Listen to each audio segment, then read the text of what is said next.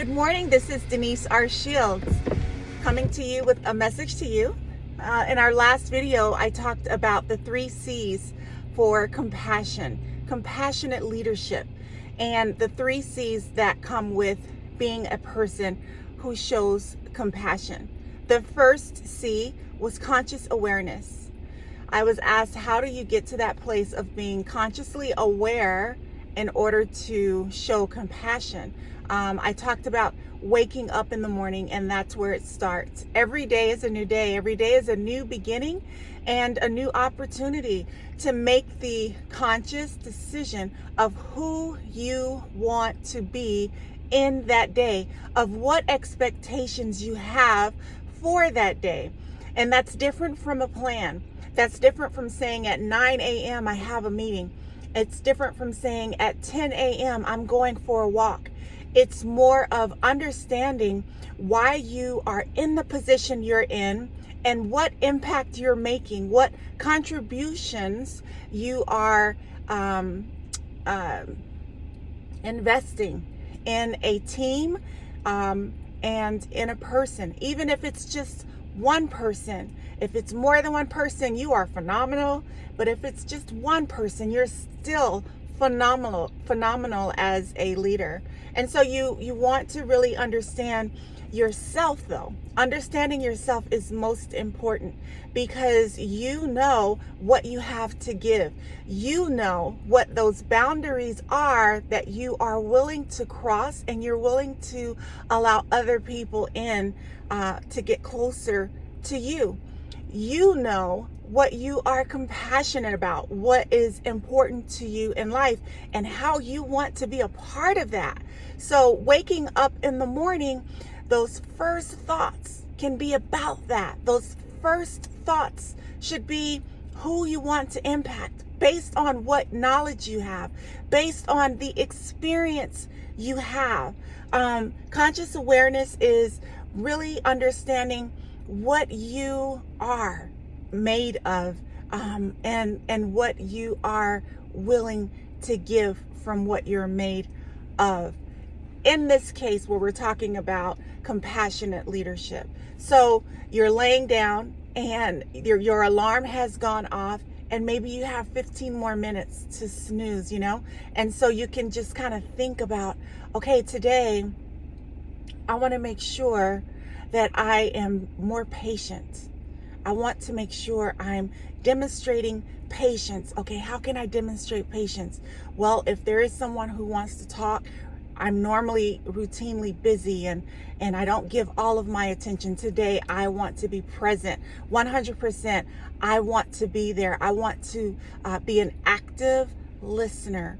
Not because I need to hurry and have that person pass time, but because I really, truly want to understand what is being said to me.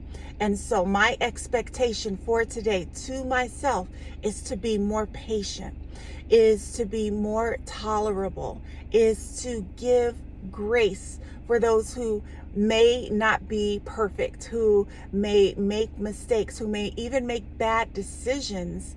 I'm going to extend grace by being there as a support, as a guide. And so you are consciously aware of what you're going into the workplace with today. Hopefully, those traits will continue to be habits in your life that you practice unconsciously. So you get to a point where this is just who you are. It starts with being that person to yourself. So let me ask you this. When you made a mistake, did you call yourself stupid? Or did you say, you know what? Sometimes I laugh at myself because I make a mistake, and it's okay because I know I'm not perfect. It's okay.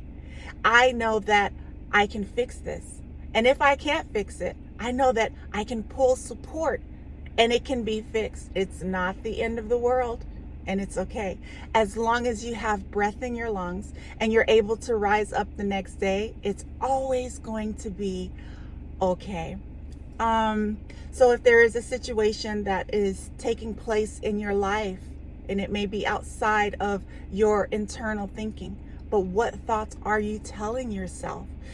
Maybe someone was offended the day before by something you said or something you did.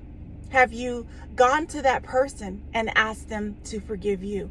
And if you haven't, can I challenge you to first forgive yourself? Can I challenge you to first say to yourself, I made a mistake. I'm not perfect.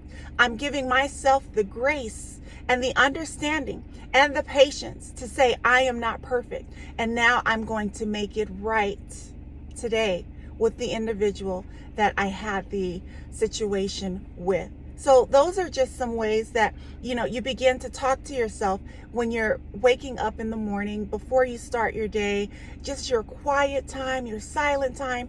Maybe it's in the shower. Maybe it's while you're having your coffee. Maybe it's when you're sitting in your car waiting to take off from your garage, right? But you're having that moment of reflection and you're thinking about, because that's what's naturally happening, is you're having memories of what took place last night, what took place yesterday. And as you're doing that, rather than tell yourself the negative thoughts or repeat what was repeated yesterday that was negative, you're telling yourself that today is going to be a better day. Once you have that resonate within you, now you can walk into an environment and you've wiped all slates clean, starting with your own. And now it's a new day. And now you are consciously aware of who you want to be in that day. So if you made a mistake the day before, you're not going to make it in this day. If you made a mistake the week before in a meeting, this week's meeting, you're not going to make the same mistake. And when you walk away from that, you will feel the difference. You will understand why thinking to yourself and having that quiet time, those moments to just reflect and be aware of who you want to become, making that conscious decision, life gets easier, life gets better. People respond better in a more positive light to you. And you can't win them all, but at least you're taking the first step. So I'm going to stop with conscious awareness today. The next conversation will be on community. So I hope you have a wonderful day. This is Denise R. Shields with a message to you.